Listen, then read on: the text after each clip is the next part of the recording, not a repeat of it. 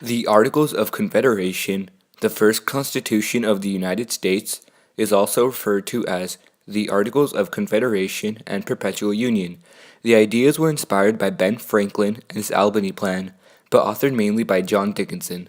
The Articles first came to mind on May 10, 1775, and were drafted on November 15, 1777, but not ratified until March 1, 1781. The articles consisted of a preamble and 13 articles, each one addressing a different topic. Article 1 states the title, our country's name, and the 13 states. Article 2 guarantees the freedom and sovereignty of each of the states. Article 3 states the responsibilities of the states. Article 4 states citizens can move freely from state to state. Article 5 calls for a unicameral Congress, where every state gets equal representation. Article 6 states the powers of Congress and powers denied to the states.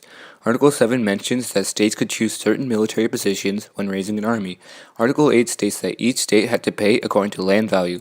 Article 9 explains limited powers to the states and the voting requirements for people. Article 10 says that Committee of States would act as Congress when they weren't in session.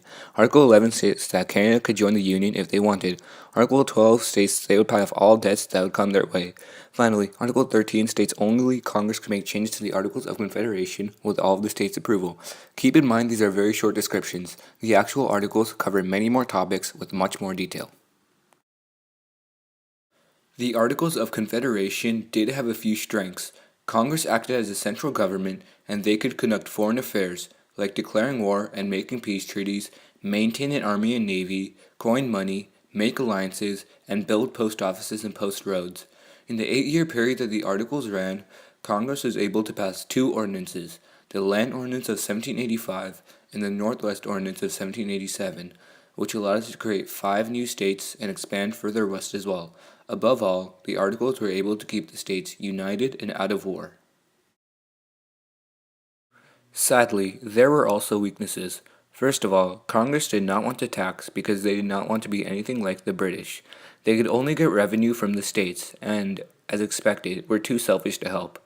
Congress was too weak. They couldn't force the states to pay, nor could they regulate commerce within or outside the country.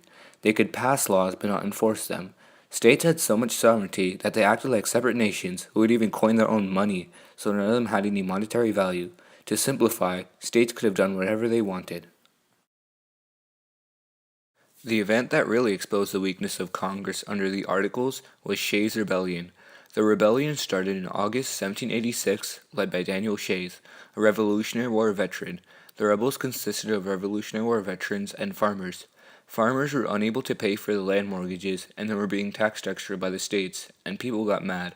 Merchants paid 1,340 militiamen $530,000 to put down the rebellion. It finally ended in February 1787. Thus, too, the Articles came to an end 2 years later. The Articles of Confederation was a pretty bad constitution overall. Although it did give Congress a few strengths, there were much more weaknesses. However, it was trial and error, and it led us for the path ahead.